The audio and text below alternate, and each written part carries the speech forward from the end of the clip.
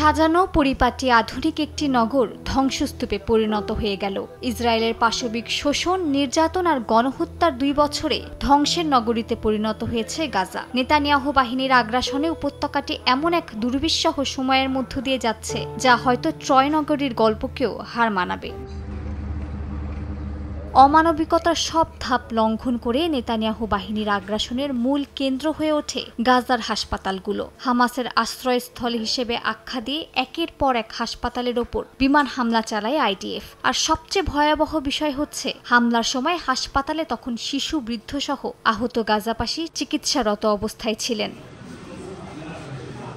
গাজা সিটির 4টি হাসপাতাল গেল মাসে অকেজো হয়ে পড়ে। বর্তমানে পুরো গাজা উপত্যকায় কার্যকর আছে মাত্র 14টি হাসপাতাল। এর মধ্যে 8টি গাজা সিটিতে আর বাকি 6টি দের আল বালা ও খান ইউনিসে। আংশিক কার্যকর হাসপাতালগুলোতে এখন রোগীদের উপচে পড়া ভিড়। রোগীদের কেউ তাঁবুতে, কেউ হাসপাতালের মেঝেতে চিকিৎসা নিচ্ছেন।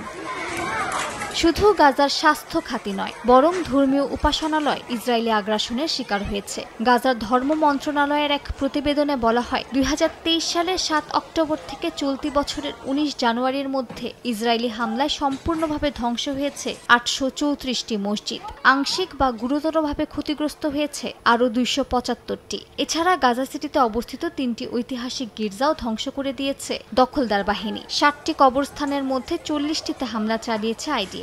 এর মধ্যে 21টি পুরোপুরি ধ্বংস করে দেয়া হয়েছে। যুদ্ধ শুরু হওয়ার পর থেকে গাজার অর্থনীতি 83% পর্যন্ত সংকুচিত হয়েছে। স্থানীয় প্রশাসনের হিসাবে 90% অবকাঠামো এখন ধ্বংস। ক্ষতির পরিমাণ 6,800 কোটি মার্কিন ডলার ছাড়িয়েছে। জাতিসংঘ, ইউ ও বিশ্বব্যাংকের হিসাব অনুযায়ী পুনর্গঠন ও পুনরুদ্ধারে এখন অন্তত 5,300 কোটি ডলার প্রয়োজন। প্রতিবেদনে বলা হয়, মোট ক্ষতির অর্ধেকের বেশি, প্রায় 3,000 কোটি ডলার কেবল ভবন ও অবকাঠামো পুনর্গঠনে ব্যয় হবে। সবচেয়ে ক্ষতিগ্রস্ত হয়েছে আবাসন খাত। ধ্বংস হয়েছে প্রায় 2,92,000 বাড়ি, যা মোট ধ্বংসযজ্ঞের 53%। আরও প্রায় 2,000 কোটি ডলার প্রয়োজন হবে শিক্ষা, স্বাস্থ্য, শিল্প ও বাণিজ্য খাত পুনর্গঠনে। প্রতিবেদন অনুযায়ী ইসরায়েলি হামলায় 90% শিক্ষা প্রতিষ্ঠান, সাংস্কৃতিক ও ধর্মীয় কেন্দ্র ধ্বংস হয়ে গেছে। মালিহা সুহরাওয়ার্দী, সময় সংবাদ।